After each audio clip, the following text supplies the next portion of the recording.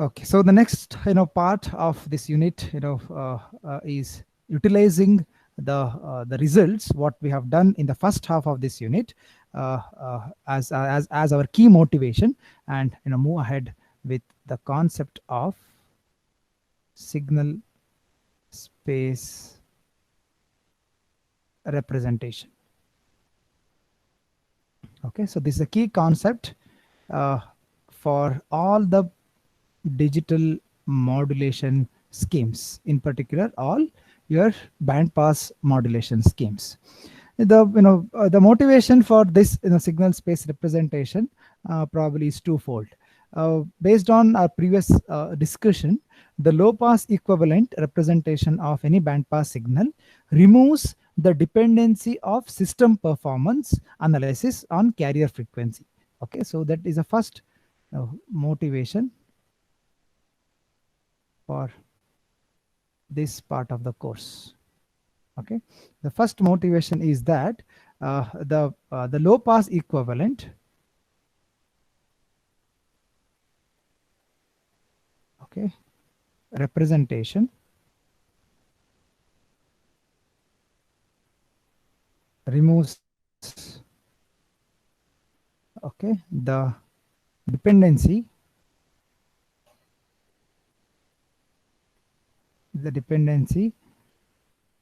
on the carrier frequency. So irrespective of the carrier frequency, if you try to express the band pass signal in terms of low pass equivalent, it doesn't harm anything with system performance. Okay, removes the dependency on FC, and hence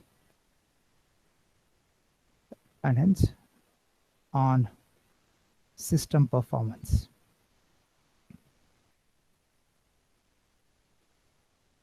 Okay, the second key motivation taking this forward is this signal space representation also removes the waveform redundancy. You'll understand this better once we explore onto this. So at this point I can say that your baseband signaling, probably if you take set of baseband signals, all would look very similar to each other, or one waveform could be depending on other waveforms. Okay, so that in general I can say that this signal space representation removes of processing of all such waveforms and represent all the set of signals by removing certain redundancy or some commonalities in the signal set itself. Okay, so it's overall, it the signal space analysis provides, it's a kind of a very insightful tool in the analysis of digital signal transmission. That is the basic a key element on the meaning of the signal space representation. Okay, it's kind of a tool to analyze digital to analyze, probably I can say, digitally modulated signals. Okay, and hence the overall digital signal communication, the digital communication system. Okay, so the advantages are is pretty much straightforward. It provides a general geometric framework for the interpretation of these digital signaling digital signals. Various digital signaling schemes can be compared by using this geometrical framework. The comparison with respect to the some performance parameters. The performance parameters is in terms of, okay, so I can write that as well. Okay, using this geometric framework, okay, using this geometric framework, okay, various digital modulation schemes can be compared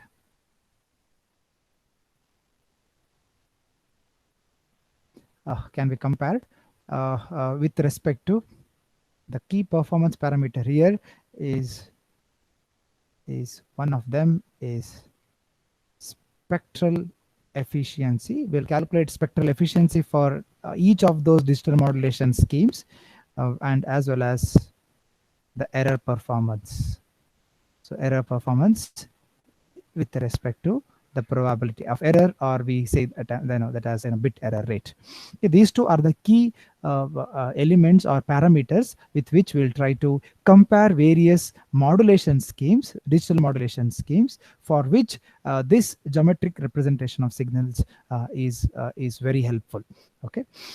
Right. So before diving into the signal space representation, we will spend a few minutes on vector space, because that is what we know from our previous courses. We will I'll just list down what is important for us to take it forward for signal space. So that's the reason we'll spend around 5 to 10 minutes on it. Okay. So you can please help me in listing down whatever that you are aware about vector space concepts. Okay, probably you might have done in your math course or in your electromagnetic course as well. So we'll start with given any vector, say a vector,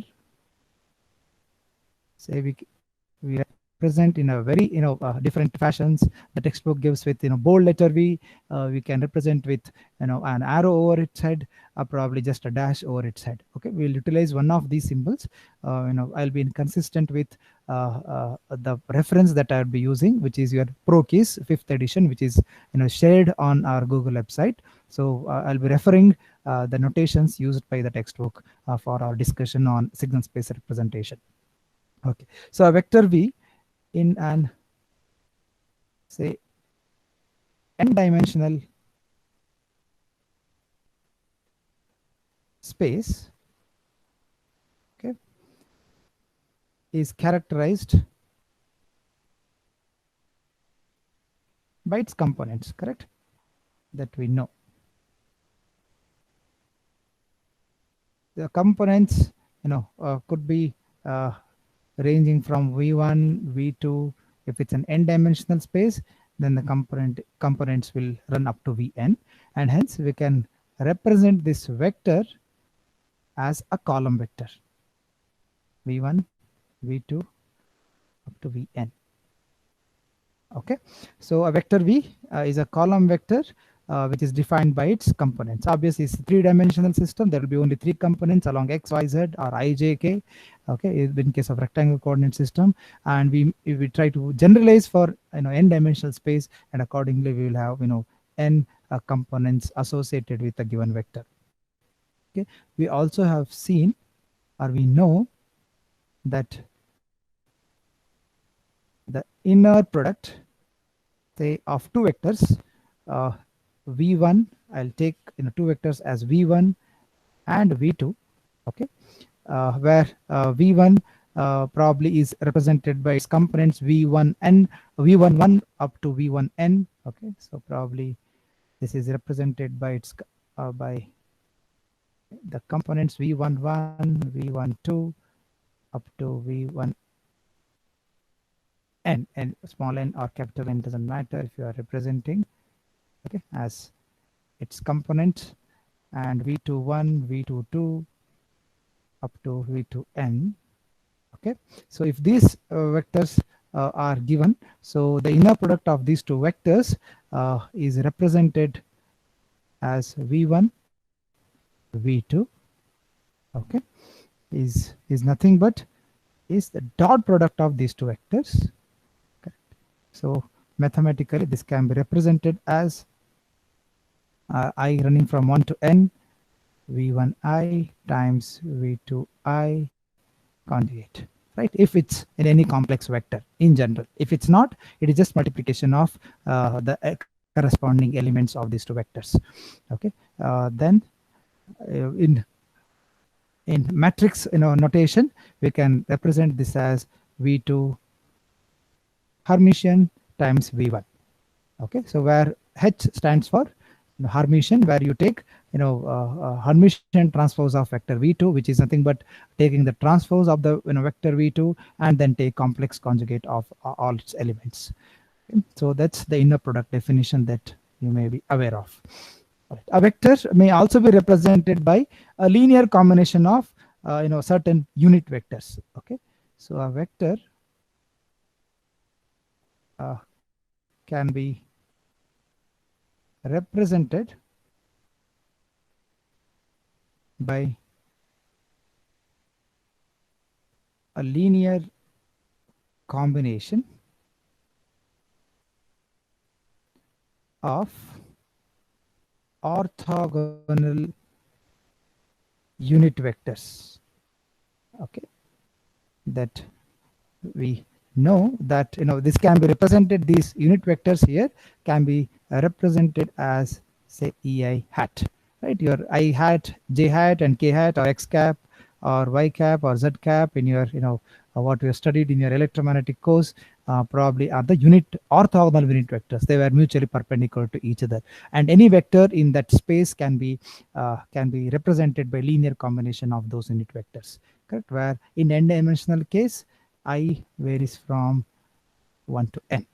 Okay, that is, mathematically we can represent any vector v as a linear combination of this unit vector ei. So vi times ei hat. Okay, this is a mathematical representation of that, where ei hat, as we know, is a unit vector. So unit vector is nothing but its length is unity, and vi, mathematically we know that this is projection of vector v on vector ei, unit vector ei.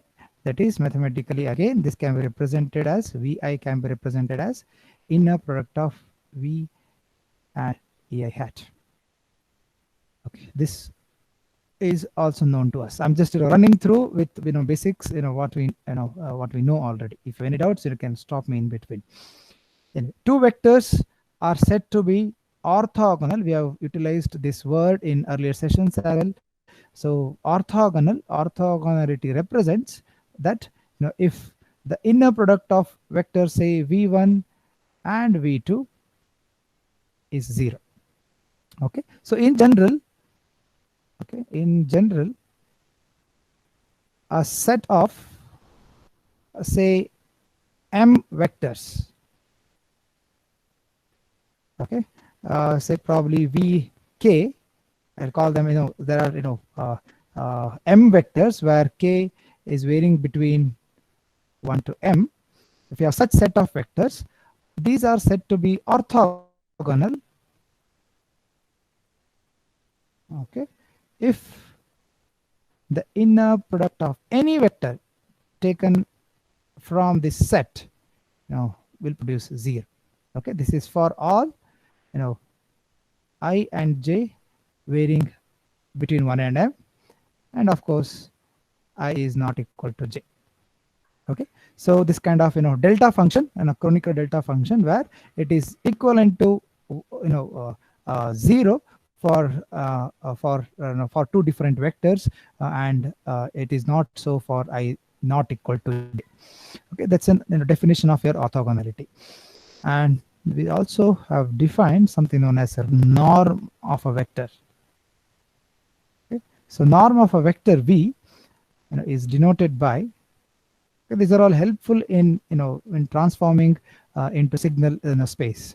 Okay, is denoted by vector v, where this norm of the vector v is nothing but its square root of the inner product of the vector itself, or you can mathematically write this as summation i1 to n, it's simply magnitude of the vi square itself, where the inner product is the dot product of the elements of its own. Okay, so this represents basically what do you mean by norm of a vector. Norm of a vector is actually nothing but the length of the vector. The length. Right. Okay, in n-dimensional space. Okay, That's how you extended this. I mean, you utilize this, definition for finding out the length of any vector in three-dimensional space. It was just square root of sum of squares of individual elements. Okay, so if you have orthogonality, then there is something known as orthonormality. What do you mean? Say a set of signals are said to be orthonormal if their inner product, say if I choose v1 and v2 are two vectors, I say them, these two vectors are said to be orthonormal if their inner product is 0 and, okay, the norm of each vector is 1. is unity, is correct. Okay, so this is a case with orthogonal. This is a case with unit normal. Okay, and hence you combine these two and say it is orthonormal set of vectors. All your unit vectors are said to be orthonormal, where their magnitude will be unity and they'll be each mutually perpendicular to each other, or they are orthogonal to each other. And there is something known as linear independence. Right? If you have done with the linear algebra course, this should also be very much familiar. A set of given, say, m vectors are said to be linearly independent with each other. As you know, if any vector in the set cannot be represented as linear combination of the remaining vectors. So mathematically, the linear independence states that if I take linear combination of the elements, say in a set of vectors m, okay, so the linear combination in the sense I can scale any vector and I try to add or subtract with, yeah, ai vi will be 0 if and only if ai is 0 for all I. If you find any ai which is not 0, and if you achieve a linear combination of such vectors is producing a null vector, then we say that it's a kind of dependent dependency on some other vector. Correct.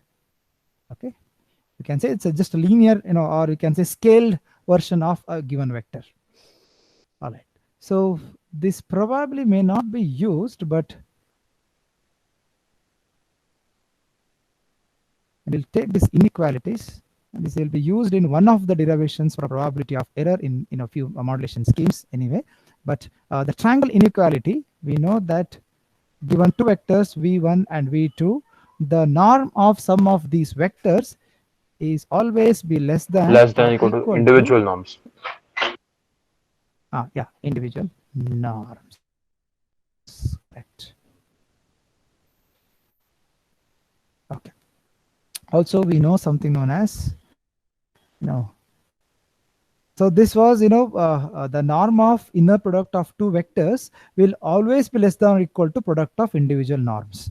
Okay, and this is in general case with respect to inequality, and the equality holds if the vectors are dependent on each other, or in other words, v1 vector is scaled version of v2, the equality will hold.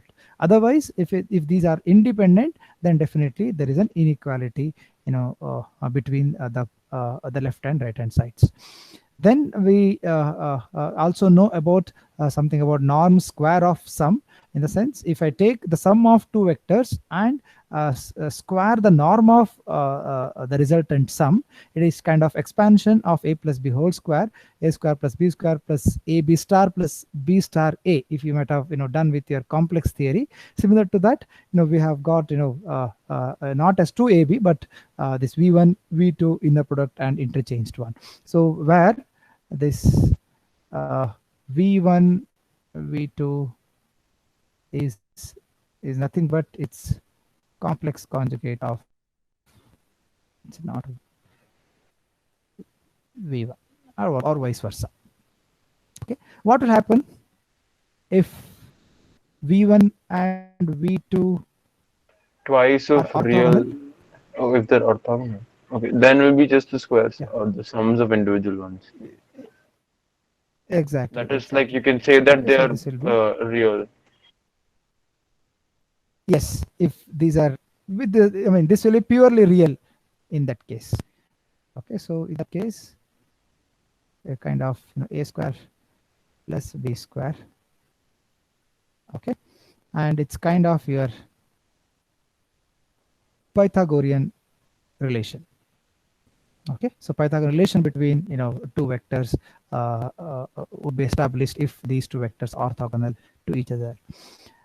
And there is something also you have studied in linear algebra about eigen decomposition. Okay, so for eigen decomposition is nothing but, say it's kind of matrix transformation. Okay, with respect to some matrix A.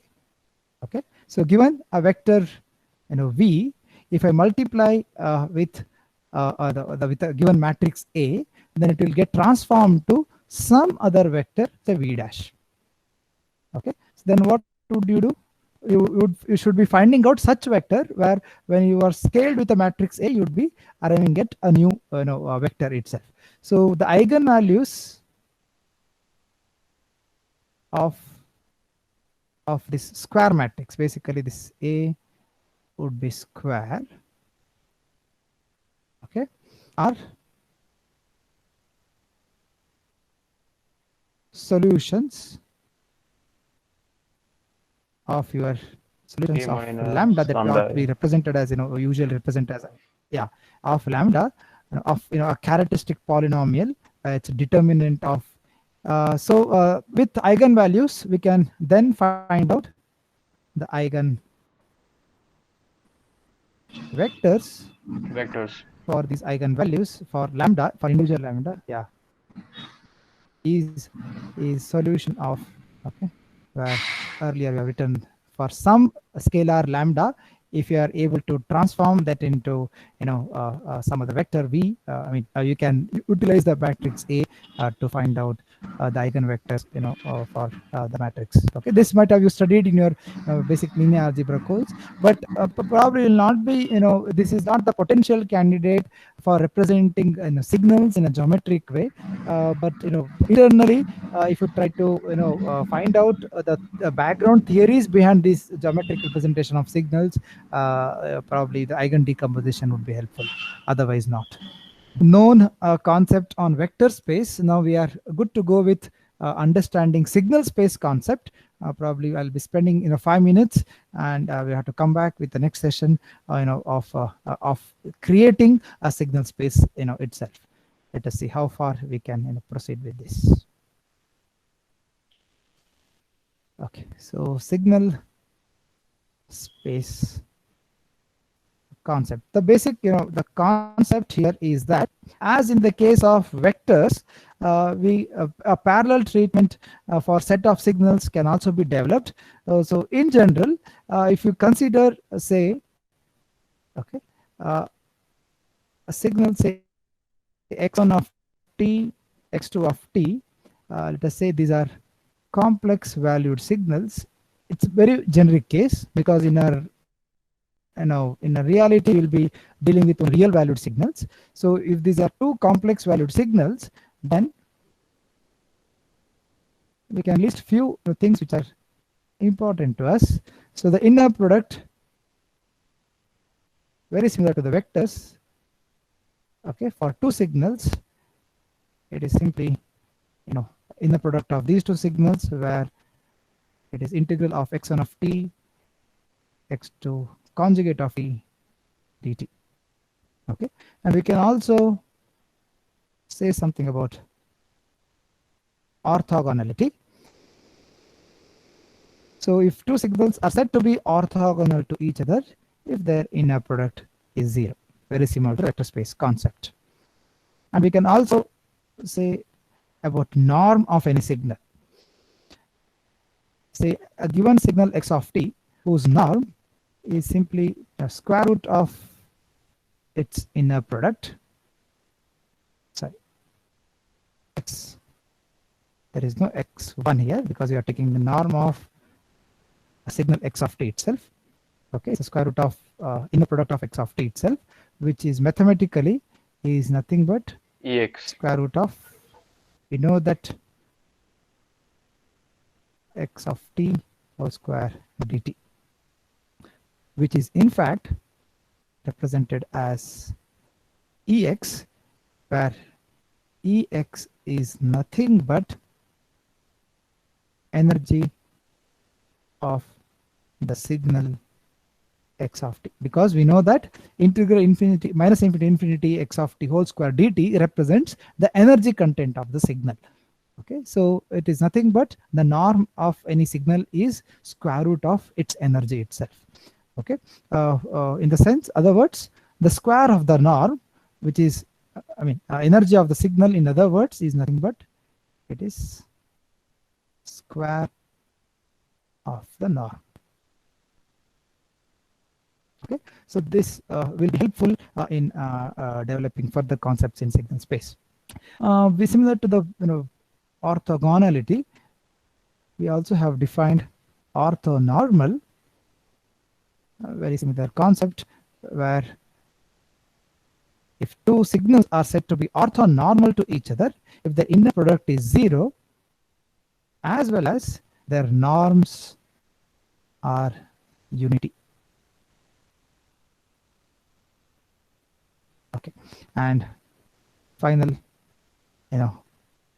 thing that can be taken from the vector space concept about linearly independent or interdependence. Okay, where if from the signal set say that there are m signals, x1 of t, x2 of t, say there are signals running up to say xm of t. If all these signals are linearly independent of each other, if the linear combination of these signals for some scalars ai's, okay, will give you 0. Okay, only when ai is 0, say for all I. Okay, so these are the concepts which will be which will be useful in taking things forward. So we'll have to develop certain concepts on geometric representation of signals. Probably I'll continue in the next class. Probably it will take another 5 to 10 minutes for introduction itself, but that's fine if you can continue from Monday. That would complete the geometric representation of signals. Parallelly, probably we can start away in Monday session with one of the basic digital modulation schemes, which is known as phase shift keying.